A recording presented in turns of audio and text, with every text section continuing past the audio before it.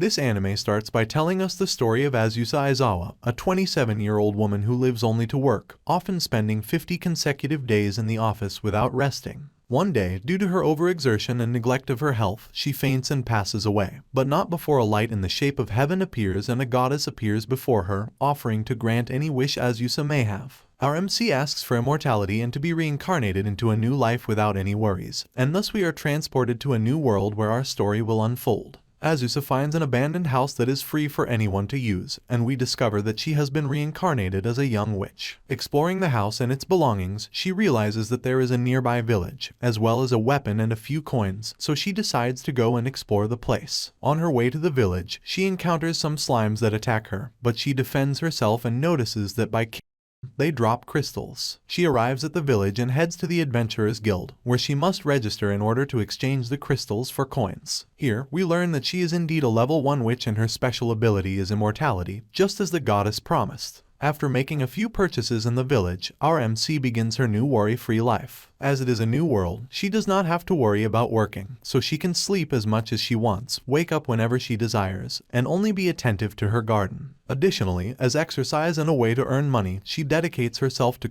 25 slimes per day, and she does this for 300 years. Throughout this time, she earns the respect of the people in the village, as she also dedicates herself to creating medicines with the plants and herbs she collects. What our MC did not know was that by repeating the same routine of slimes for so long, her experience level as a witch was also increasing. One day, Natalie, the receptionist of the Adventurers Guild, decided to check her level. To everyone's surprise, hunting slimes for so many years led her to have the maximum level in her world due to an ability that doubled her experience. Our MC asks Natalie to keep this a secret to avoid disturbing her peaceful life, but as usual, one thing is what we want and another is what happens. So one day a dragon named Leica arrives at Azusa's house. Supposedly, she called herself the strongest dragon in Nantera, but her real name is Leica. Leica challenges Azusa to a duel to determine who is truly stronger. Azusa accepts, only on the condition that they do not destroy her house in the process. The fight begins, but it does not last long because the MC freezes Leica's mouth, causing her to fall onto the house. This somehow awakens Azusa's fury, which intimidates the dragon to take responsibility for the damage caused. Leica leaves to look for the money she has saved, but now our MC has no home to sleep in, so she decides to look for an inn in the village. As is customary in small towns, the rumor that the Witch of the Highlands defeated a fearsome dragon spread quite quickly, so Azusa ends up sleeping in a room at the town hall, once again recognized as the protector of the village. Anyway, the next morning, Leica appears with the money, but this time as a waifu, or should I say, maid. She also asks our MC to accept her as her disciple, as she realizes that she is very weak and still has much to learn. At first, Azusa is not entirely sure about living with her, but they reach an agreement that Leica will take care of all the domestic chores in the house, which is reason enough for accepting her, as she can continue to have the peaceful life she desires. Now, as master and disciple, they return to Azusa's destroyed house and start rebuilding it. Night falls, and the MC asks Leica to take a break, but she initially refuses, saying that she is not tired and will work all night. Azusa, upon hearing this, somehow sees herself reflected in her disciple, remembering that in her past life, she too was a slave to work. The MC gets serious and tells Leica that she should not overexert herself, assuring her that she did not become strong by forcing herself to do something, but rather by maintaining a balanced life and taking a break whenever she needed it. Morning comes, and the house is finished, so our MC tells Leica to go celebrate in the village, where Azusa's new life with her disciple begins. Days later, we find the MC doing her daily slime hunt with Leica, but this time, from the forest, they spot a girl giving her a hateful look. Later on, we see the two of them together, with Leica serving as a personal cook, although she still has trouble controlling her dragon impulses when making large amounts of food. While enjoying their lunch, Leica tells Azusa that the village defenses are quite weak, so they wouldn't be able to resist a monster attack. The MC agrees but tells her disciple that they can't be watching over the village forever, so Leica proposes the idea of creating a protective barrier around it. At night, on top of a mountain, they begin to create the magic circle where Azusa deposits her power, quickly generating the protective barrier. Upon returning to the village, they realize that it's working because it immediately stops a thief in the area, which generates admiration from the people, who thank both of them for being their protectors. It's a new day in Azusa's quiet life, or so she thought, because someone knocked on her door. When she opened it, she found a girl named Farfa who claims to be the MC's daughter, leaving her in shock and catching Leica's attention. But that's not all. She discovers there's another girl, Shalsha, meaning she has another daughter who harbors a deep grudge against her for some reason. And if you're wondering, yes, she's the girl who was watching her from the forest. Farfa explains to the MC that her sister wants to kill her, and that for decades she had been learning to use Haja magic, a type of magic that, when focused on a specific person or species, can be very powerful. And then, the earth starts shaking. Azusa and the others hurry to see what's happening. In the distance, they see Shalsha with a very sinister aura, ready to kill her mother. At this point, Azusa still doesn't understand why her daughter holds such a grudge against her, but above all, she doesn't know how she had two daughters. Farfa explains that both were born from the spirits of slimes that were killed over these 300 years, which is also the main reason for her revenge. Leica suggests that the MC make an innocuous attack to scare her daughter away, but as we know, Shalsha's Haja magic is specific only to Azusa, so her attacks are useless against others. Despite Azusa's attempts to escape, her daughter cancels her magic and leaves her defenseless to deliver the final blow, but fortunately Leica appears to defend her master and defeat Shalsha since her magic was ineffective against other species. When Shalsha wakes up inside her mother's house, she realizes that she has exhausted all her magical power, and it will take decades before she can use it again, so her sister and the MC convince her to stay there. In the end, the daughter reconsiders and decides to accept her mother's proposal. Later, when Shalsha has recovered, they go to the village to buy food to celebrate that they are now a family. Along the way, we learn that there are two types of slimes, good and bad, among other knowledge that the girls possessed, showing that they are just as intelligent as their mother. Upon returning home, Leica still has trouble controlling her dragon impulses and cooks a lot of food. But now it's not a problem because they have more family members, which fills our MC with joy and tells us that a quiet family life also sounds pretty good. After living together as a family for some time, the MC enjoyed a peaceful night with her daughters and Leica until, once again, someone knocked on the door. This time it was an elf, well endowed by the way, who was escaping from a demon named Beelzebub and asking for Azusa's help to defeat him and leave her alone. After much insistence, the MC allows her to enter her home to explain why she is being pursued. It turns out that our elf, Halkara, also sells medicine like Azusa, the difference being that they are a type of energy drink in this world, which has become very popular in her village due to all the benefits it provides for staying energized. One day, Beelzebub buys one of these drinks, which turns out to be like poison for demons, making him very angry, and he decides to go in search of its creator. As a security measure, his village expels Halkara, leaving her with nowhere to go. The sisters feel sorry for her, so after much pleading, they let her stay as another disciple of the Highland Witch. But our MC is not foolish, so she decides to generate a magical barrier to defend her home from Beelzebub. Days have passed since Halkara's arrival, and she now helps our MC collect medicinal herbs and teaches her the elf specialty, mushrooms. After a successful harvest, they stop to cook some edible mushrooms they found. But the elf gets confused and ends up chewing one that is an aphrodisiac. In other words, it makes you very happy and eki. But before anything could happen, our MC controls the poison that her elf ingested, and everything returns to normal. Putting the mushroom problems aside, on a normal day of slime hunting, our MC along with her elf disciple head to the Adventurers Guild, not without first attracting the attention of the men in the village due to their attributes. And it's funny because when they get to the guild, they find a wanted poster with a huge reward. And yes, you guessed it, the poster says that they're looking for an elf with big breasts, and to top it off, Beelzebub is the one looking for her. Well, night falls, and back home, the MC asks Leica to take her daughters to a distant village to keep them safe. Supposedly, only the two of them were left at home. That is, Halkara, Azusa, and a fly flying around. Suddenly, the food on the table disappeared, along with a few drinks that the elf had with her. At that moment, our MC asks Halkara if, by any chance, Beelzebub is a fly, to which she replies that he is better known as the Lord of the Flies. Revealing his identity, Beelzebub transforms into a waifu who asks the elf to come with her, but Azusa, being a good teacher, intervenes and tells her that if she wants to take her away, she must speak with her first. We all know where this is going, so let's get straight to the duel. Azusa prepares to fight, as does Beelzebub, but I don't know if you remember the barrier the MC made around her house at the beginning. Well, it served a purpose because just as the demon tried to fly, this barrier acted as a fly trap and ended up defeating her. Azusa picks her up and heals her wounds with a healing spell, which helps Beelzebub regain consciousness. Once awake, she admits that the Highland Witch is a very generous woman.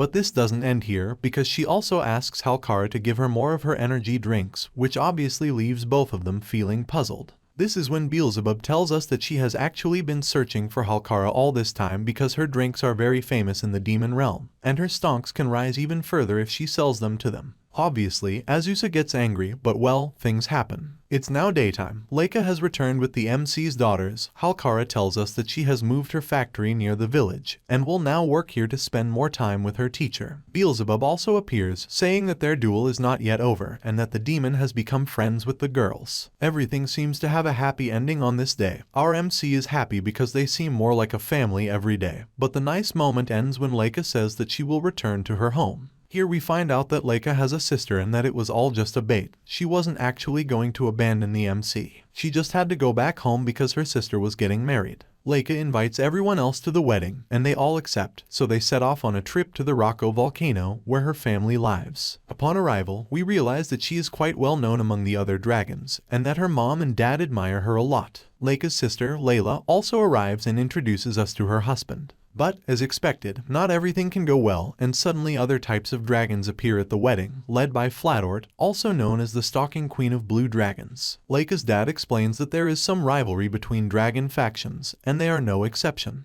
But, let's get to what we're interested in. Just as a side note, Flatort is attacking Layla's wedding because she is still single. The MC escapes with her daughters and Halkara to a safe place when suddenly a blue dragon arrives to supposedly scare them away. But here Azusa activates badass mode and the witch fight begins. In less than a minute, she takes down Flatort and all the blue dragons, forcing them to retreat from the wedding, ending one of the two problems they had.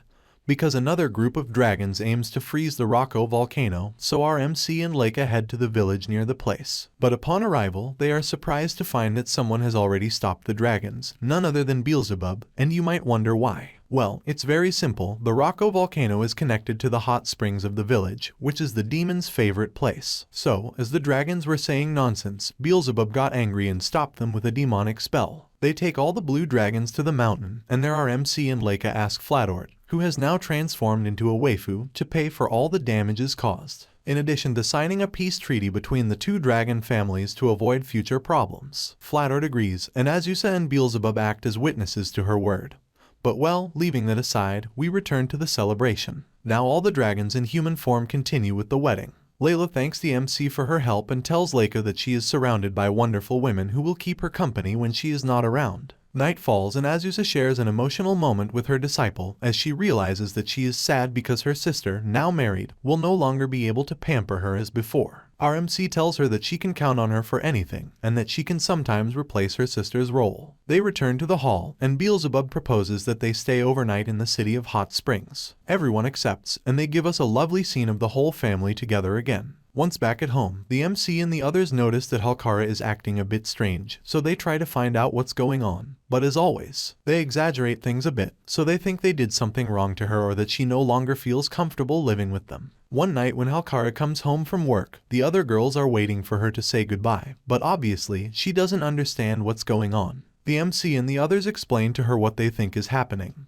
But it was all just a misunderstanding. The reason Halkara was acting so strange is because there is a ghost in her new factory, and several of her co-workers have quit because of it. She is very scared of these things, so she asks the MC to scare the ghost away from her factory, not realizing that Azusa is also afraid of ghosts. Noticing that both of them are afraid, they call upon the only person suitable for the job. They summon Beelzebub and tell her what's happening in Halkara's factory. She agrees to accompany them, but for the sake of the plot, the elf tells us that the ghost only appears at night. In any case, they arrive at the factory and after investigating a bit, and after Beelzebub threatens the ghost, they manage to find her, and as expected, yes, she's another waifu. Here Rosalie, the ghost, tells us that she's trapped there because she applied automorition, as her parents were selling her as an object to make some money. She says she tried to leave the place several times, but as we know, a ghost cannot leave the place where it because its soul is bound there. Anyway, Beelzebub proposes to possess someone so that they can move the ghost from one place to another. Obviously, the MC didn't offer and Beelzebub was immune to ghosts, presumably because she's a demon, so the only one left was poor Halkara. Upon arriving home, they realize that the demon's idea worked.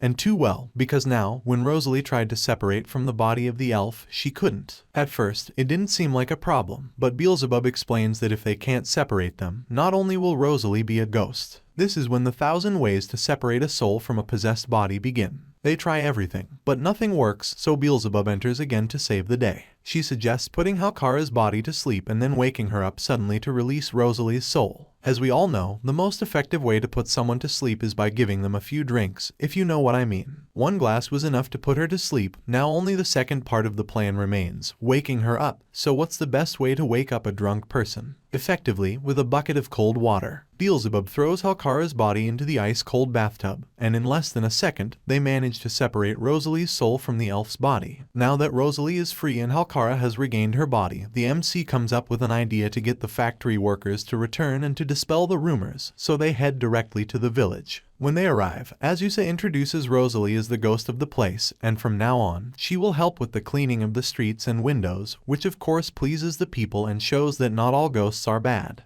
Anyway, days pass and Beelzebub tells our MC that the Demon King has chosen her to receive the Medal of Peace, because if we remember, she not only helped in the conflict against the dragons, but literally everything she does is a good deed. The MC doesn't quite understand the importance of the event, but Beelzebub explains that these medals are only given to truly outstanding individuals, so they must travel to the Demon Kingdom. Obviously, being a formal event, they all need to be well dressed.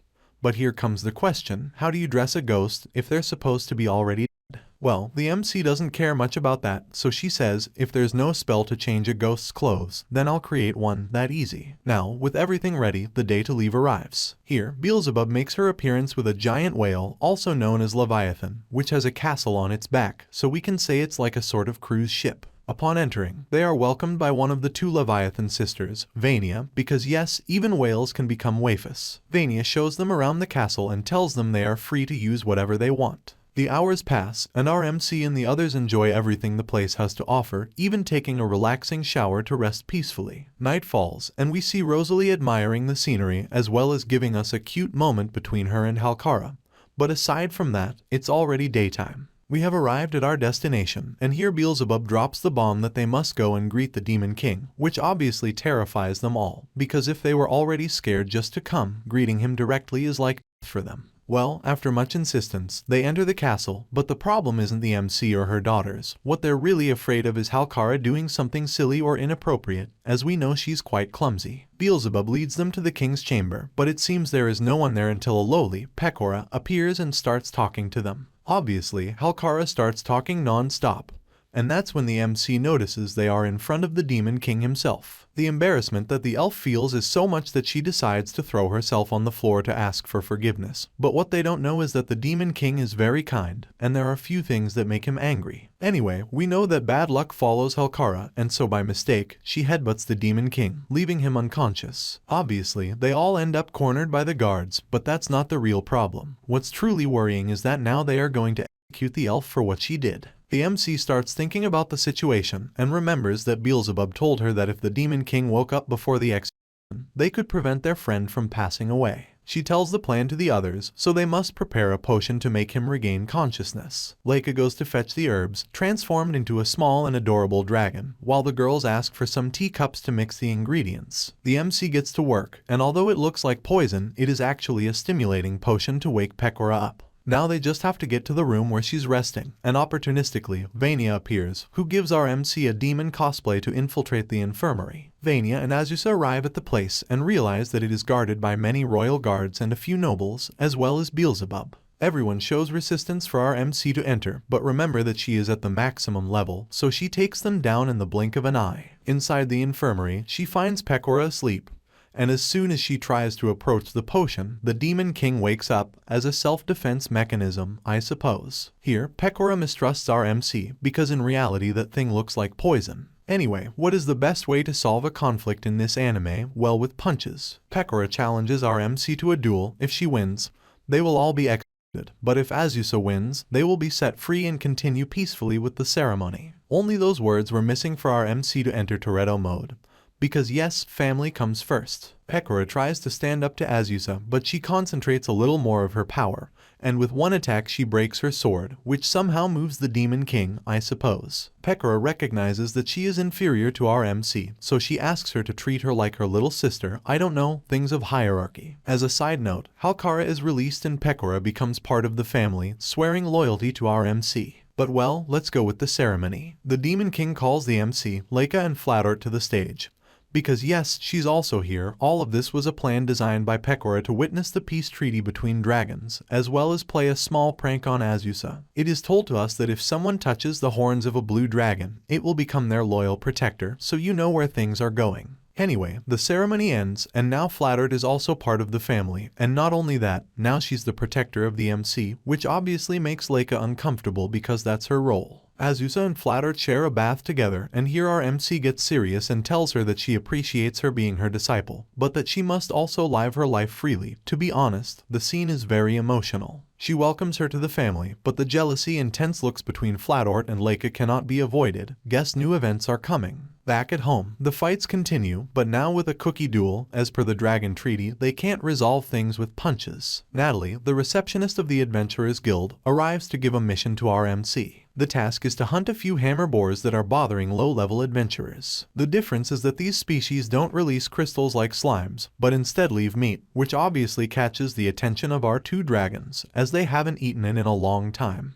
Azusa, Leica, Flattered, and Rosalie head to the forest, where, after some racy scenes of our blue dragon, they defeat the herd of hammer boars and collect a lot of meat in the process. Vania and Beelzebub were also in the area, so the MC decides to call everyone and celebrate a meat party, satisfying her two dragons and spending some time with her family. Days pass, and we see that our MC is working at Halkara's factory, but she hears a rumor from two old gossipers about a witch in another town who uses her name. Obviously, Azusa gets upset as they could be damaging her reputation, so she and Leica head to the western town to see what's going on. Upon arrival, they enter a slightly strange tavern, where customers pay to drink and be insulted. After a few tense glances and masochistic moments, the owner tells them that the imposter is heading north, so our MC and her dragon head there. In the village, they see that the square is full of people, and there they discover the imposter witch, who appears to be an old lady, but after chasing her, they realize that she is actually a young girl. The MC and Leica interrogate the witch, Ino, and discover that she also sells medicines, but they are slightly different from Azusa's. She also tells them that she used the name Witch of the Highlands to become famous and recognized in her village. Azusa comes up with a plan for Ino to earn her own reputation and stop using her name for personal gain. On the big day, we see Ino's new stall at the local market, now using her own identity and dressed in a Sailor Moon-like outfit. Sales begin to increase significantly, and our MC can be happy that she helped another friend.